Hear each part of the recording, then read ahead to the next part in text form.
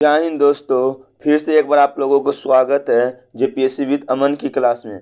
यह class semester 3 वाले student के लिए हेल्पफुल रहेगा जिनका कोर पेपर 5 है, जिनका पॉलिटिकल साइंस है। आई होप यह क्लास आप लोगों को बहुत अच्छा लगेगा। आज का क्वेश्चन है साथियों कि लोक प्रशासन का अर्थ, प्रकृति एवं क्षेत्र का वर्णन कीजिए। ठीक है, इस टाइप का अगर क्वेश्चन आता है साथियों तो सबसे पहले आप लोगों को इंट्रोडक्शन यानी परिचय से स्टार्ट करना चाहिए। देखिए इजी वे में कैसे इंट्रोडक्शन दिया जाता है। लोक प्रशासन का अंग्रेजी अनुवाद पब्लिक एडमिनिस्ट्रेशन होता है। मतलब लोक प्रशासन का जो अंग्रेजी में मतलब इंग्लिश में क्या बोला जाता है तो पब्लिक एडमिनिस्ट्रेशन बोला जाता है। यह दो शब्दों का योग से बना है। मतलब ये दो शब्दों के योग से बना है जिसका अर्थ होता है प्रबंध करना। क्या होता है? प्रबंध करना। लोक प्रशासन में लोक शब्द जनता के लिए आया हुआ शब्द है, जबकि प्रशासन शब्द से जुड़ा हुआ है। प्रशासन जो है शासन शब्द से जुड़ा हुआ है। ठीक है, आगे देखिए। दोनों शब्दों को जोड़ने से इसका अर्थ निकलता है जनता की सेवा करना, जनता की ओर ध्यान देना और जनता की देखभाल करना। मतलब पहला तो कि आप लोग याद रखिएगा कि लोक शब्द का मतलब होता है जनता के लिए आया हुआ शब्द है, और प्रशासन शब्द जो है शासन के लिए आया हुआ। जब दोनों को जोड़ देते हैं तो जनता की सेवा करना, जनता की ओर ध्यान देना, जनता की देखभाल करना, ये हमारा अर्थ निकलता है। ठीक है, निष्कर्षतः लोकसेवा का शाब्दिक अर्थ जनता के हित के लिए शासन संचालन करना है। वास्तव में लोक प्रशासन कुछ और नहीं बल्कि जनता के हित में जनता का और जनता के द्वारा संचालित प्रशासन है। मतलब सब कुछ मिला कर हम समझ सकते हैं कि जो लोक प्रशासन का शाब्दिक अर्थ होता है कि जनता का हित के लिए काम करना और जनता का के द्वारा संचालित प्रशासन होता है। अब देखिए, अब लोक प्रशासन को बहुत सारे विभिन्न विद्वानों ने परिभाषित किया है।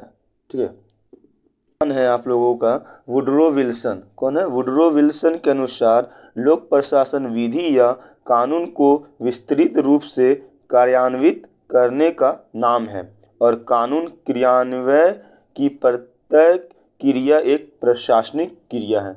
मतलब इसका कहने का मतलब यही होता है कि लोक प्रशासन का जो एक विधि है वो कानून को विस्तृत रूप से क्रियान्वित करने का नाम है। ठीक है, उसके बाद दूसरा विद्वान बोलते हैं साइमन के शब्दों में कि लोक प्रशासन से अभिप्राय उन क्रियाओं से है जो केंद्र राज्य स्थानीय सरकार की कार्यपालिकाओं द्वारा संपादित किए जाते हैं। मतलब जो स्थानीय सरकार के द्वारा क्या किए जाते हैं, क्या संपादित किए जाते हैं। नेक्स्ट विद्वान जो लूथर गुलिक के अनुसार क्या कहते हैं कि सामान्यतः लोक प्रशासन प्रशासनिक विज्ञान की वह शाखा है जो शासन से विशेषकर कार्यपालिका से संबंधित होती है। यद्यपि व्यवस्थापिक और न्यायपालिक भी इसके अंग है। व्यवस्थापिक और न्यायपालिक भी इसका क्या है? अंग है। ठीक है, ये लूथर के अनुसार है। एक और विद्वान है जिसका नाम प्रोफेसर एल.डी. वाइड, ये कहते हैं इनके अनुसार लोक प्रशासन में वे सभी कार्य आ जाते हैं जिसका उद्देश्य लोक नीति होता है। मतलब वे लोक प्रशासन के अंतर्गत वे कार्य आ जाते हैं जिनका उद्देश्य क्या होता है? लोक नीति होता है। ठीक है, ये बात को आप लोग याद रखिएगा।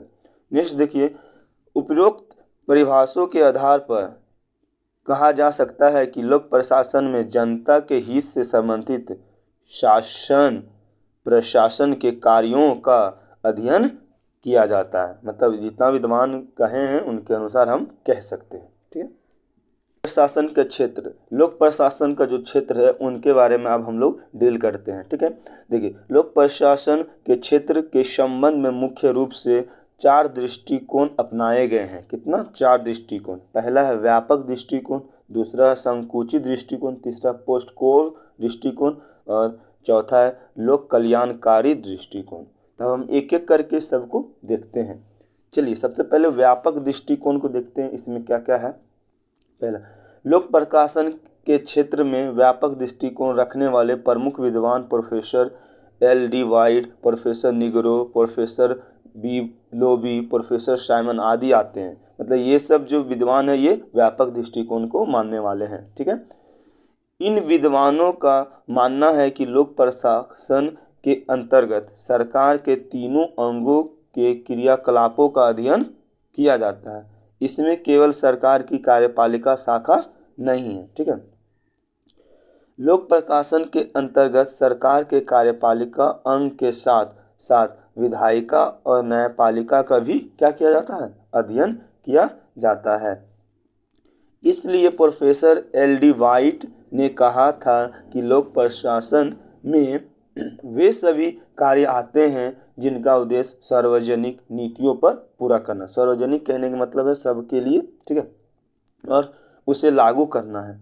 इसी प्रकार मार्क्स ने अपने पक्ष में रखते हुए कहा था कि लोक प्रशासन के व्यापक क्षेत्र के अंतर्गत समस्त सार्वजनिक नीतियों को उससे संबंधित क्रियाकलापों का अध्ययन किया जाता है। मतलब सार्वजनिक नीतियों और संबंधित क्रियाकलापों का क्या किया जाता है, अध्ययन किया जाता है। ठीक है, और प्रोफेसर निगरो ने लोक प्रशासन के क्षेत्र में अपना व्यापक दृष्टिकोण रखते हुए कहा है कि मतलब उनके अनुसार क्या कहे, वो 3 बात कहे थे। पहला है, ये नंबर है, लोक प्रशासन लोक समाज में एक सामूहिक प्रयास है। मतलब लोक प्रशासन जो है एक मतलब समाज में क्या है, एक सामूहिक प्रयास है। ठीक है, बी नंबर है, सरकार के तीनों अंग एक दूसरे से संबंधित है। मतलब जितना तीनों अंग है, कार्यपालिका हो सकता है, न्यायपालिका और विधायिका, ये तीनों क्या है, एक दूसरे से क्या संबंधित है और तीनों का सम्मिलित कार्य लोक प्रशासन का एक विषय है।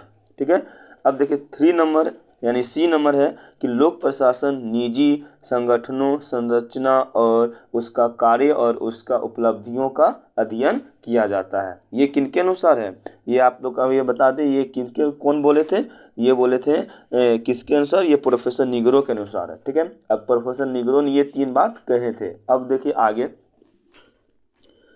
इस प्रकार लोक प्रशासन का क्षेत्र अत्यंत व्यापक माना गया। इसके अलावा इसमें निजी संगठनों के कार्यों और उपलब्धियों का सम्मिलित किया गया है। ये था हमारा फर्स्ट दृष्टिकोण, व्यापक। अब देखिए दूसरा नंबर का है संकुचित दृष्टिकोण। लोक प्रशासन के क्षेत्र के संबंध में संकुचित दृष्टिकोण रखने वाले या उसका समर्थन करने वाले विद्वान, मतलब जो संकुचित दृष्टिकोण है उनको जो मानने वाले जो विद्वान होते हैं वो 2 विद्वान हैं। पहला है हर्बर्ट साइमन और लूथर वुलिका। जो ये दोनों विद्वान हैं, तो इन दोनों विद्वानों का मानना है कि लोक प्रशासन सरकार की क्या है, कार्यपालिका शाखा से संबंधित है तथा इसके अंतर्गत सरकार की कार्यपालिका शाखा द्वारा संपादित किए जाने वाले कार्यों का अध्ययन किया जाता है। ठीक है, ये दोनों विद्वानों का क्या है, मानना है। हर्बर्ट साइमन का मानना है कि लोक प्रशासन का अभिप्राय उस कार्य से है जो केंद्र, राज्य तथा स्थानीय सरकार के कार्यपालिका शाखाओं द्वारा संपादित किए जाते हैं। मतलब जो स्थानीय लोगों का जो कार्यपालिका है उनके द्वारा संपादित किया जाता है। ये किसका मानना है, ये हर्बर्ट साइमन का। और लूथर वुलिका ने इस दृष्टिकोण को स्पष्ट करते हुए कहा है कि लोक प्रशासन का संबंध विशेषता सरकार की कार्यपालिका शाखा से है। अतः उपरोक्त विद्वानों की विचारों से स्पष्ट हो जाता है कि संकुचित दृष्टिकोण के अंतर्गत सरकार की कार्यपालिका शाखा की और उसके कार्यपालिका का अध्ययन किया जाता है। मतलब दोनों विद्वानों का मानना से हम समझ सकते हैं कि उपरोक्त दोनों विद्वानों को समझ सकते हैं कि वो लोग कार्यपालिका का शाखा मानते हैं इनको, ये लोक प्रशासन को। ठीक है, आगे देखिए कि संकुचित दृष्टिकोण के अंतर्गत निम्न बातें सामने आते हैं। कौन कौन सी बातें, ए नंबर की बात है, देखिए कि लोक प्रशासन में कार्यपालिका शाखा का अध्ययन किया जाता है। किसका अध्ययन किया जाता है, कार्यपालिका का, अभी बताएं। ठीक है, चाहे वह राज्य की कार्यपालिका है या स्थानीय स्तर की प्रशासन की कार्यपालिका, मतलब वो राज्य का कार्यपालिका हो या स्थानीय स्तर पर हो। ठीक है, बी नंबर में देखिए कि लोक प्रशासन में सामान्य प्रशासन की सभी समस्याओं और उनके क्रियाकलापों का क्या किया जाता है, अध्ययन किया जाता है। सामान्य जितना भी प्रशासन के सभी समस्याओं और क्रियाकलापों का क्या किया जाता है, अध्ययन किया जाता है लोक प्रशासन में। ठीक है, और सी नंबर वाली बात है कि लोक प्रशासन के अध्ययन में क्रमिक प्रशासन की अध्ययन किया जाता है। किसका, क्रमिक प्रशासन का, ठीक है, अध्ययन किया जाता है। इस प्रकार इस दृष्टिकोण के अनुसार लोक प्रशासन केवल सरकार कार्यकारिणी तक ही सीमित है। ठीक है, मतलब केवल सरकार से लेकर कार्यकारिणी तक ही क्या है, सीमित है। 3 नंबर का दृष्टिकोण है पोस्ट क्रॉप दृष्टिकोण। ठीक है, इस दृष्टिकोण को मानने वाले विद्वान को सबसे पहले देखते हैं।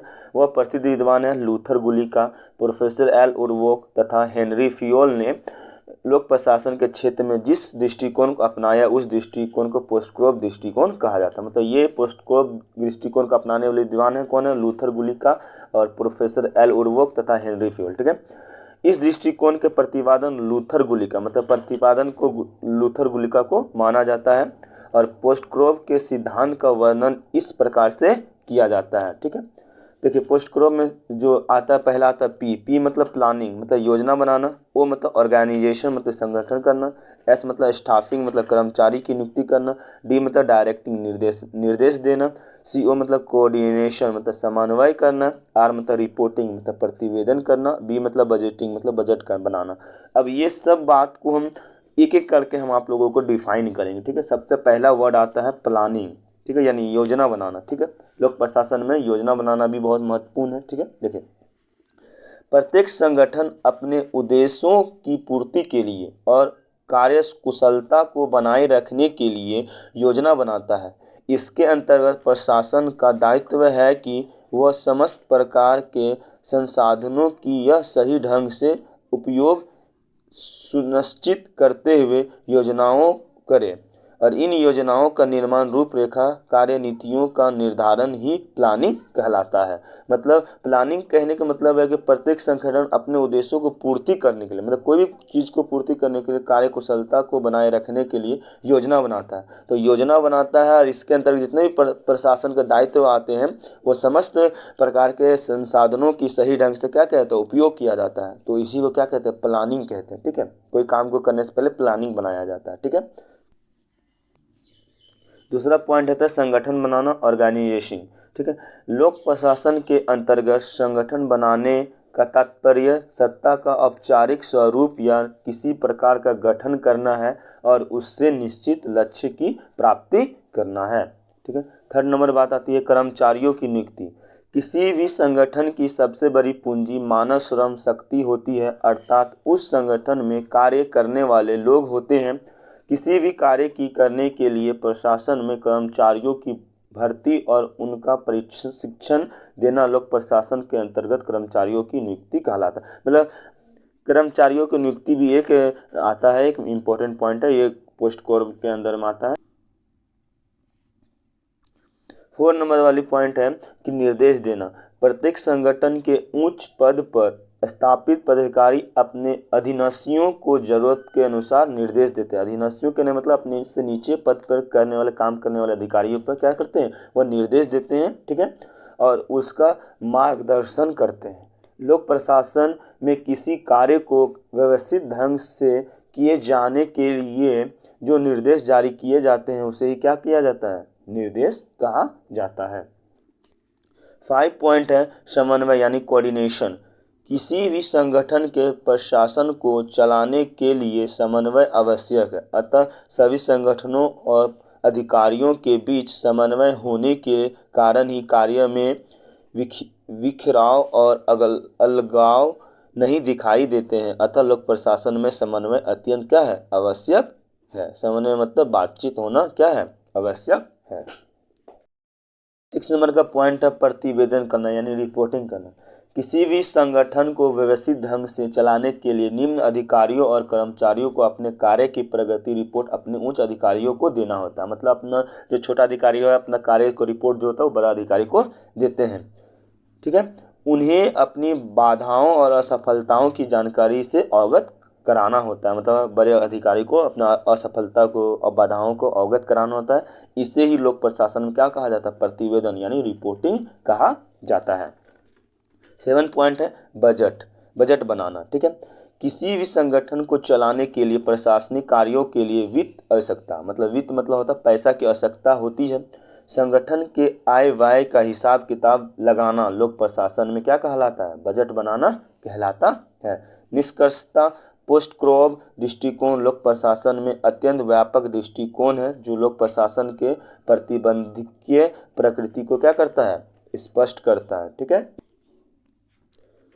4 नंबर का दृष्टिकोण आता है लोक कल्याणकारी दृष्टिकोण। ठीक है। इसके अंतर्गत क्या था देखिए, लोक प्रशासन के क्षेत्र में आदर्शवादियों और कल्याणकारी दृष्टिकोण विशेष महत्व रखता है।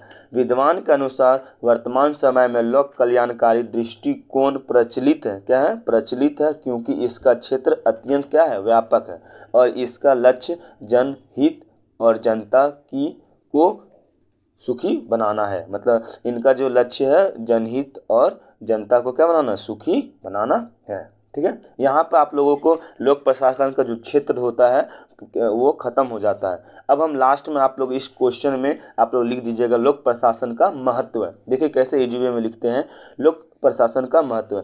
आधुनिक युग में राज्य और प्रशासन की बढ़ती हुई क्रियाकलापों के साथ ही लोक प्रशासन का महत्व भी बढ़ते जा रहा है। लोक प्रशासन राज्य के क्रियाकलापों का आधार है, क्योंकि राज्य के क्रियाओं और क्रियान्वित करना लोक प्रशासन का क्या है, मुख्य कार्य है। तो यहीं पर आप लोग क्वेश्चन को एंड कर दीजिएगा। ठीक है। अब हम आप लोगों को बताएंगे कि बिना मतलब ज़्यादा डीपली नहीं याद करते हुए, टॉपिक को याद करते हुए कैसे आप लोग एग्जाम में लिख सकते हैं। देखिए सबसे पहले आप लोग क्या कीजिएगा, सबसे पहले क्या कीजिएगा कि इस क्वेश्चन को पढ़ने से पहले मेरा वीडियो तो देख ही रहे हैं, ठीक है, क्लास को देखिएगा। उसके बाद सबसे पहले क्या कीजिएगा, परिचय को एक बार अच्छा से पढ़ लीजिएगा। ठीक है। परिचय को एकदम जो हम लिखे वही पढ़िएगा, इतनी इजी वे में लिखा है तो आपको याद हो जाएगा। ठीक है।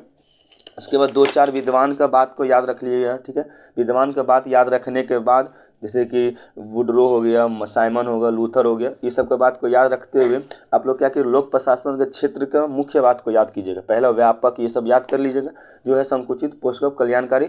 उसके बाद इनको याद करने के बाद बस एक लास्ट में क्या याद कर लीजिएगा, बस महत्व को याद कर लीजिएगा। ठीक है। महत्व को खाली याद कर लीजिएगा और उसके बाद आप लोग चल जाइएगा, देखिएगा खुद से आप लोग एग्जाम में लिखा जाएगा। यही ट्रिक होता है सेमेस्टर एग्जाम में लिखने का, उतना पूरा याद नहीं किया जाता है। ठीक है। इस ट्रिक से कीजिएगा तो आप लोगों का अच्छा मार्क्स मिल जाएगा और मेरा क्लास देख लीजिएगा तो और अच्छा मार्क्स मिलेगा, कि आपको समझ में आ जाएगा एक एक वर्ड। ठीक है। ठीक है। फिर मिलेंगे नेक्स्ट क्लास में, तब तक के लिए बाय बाय।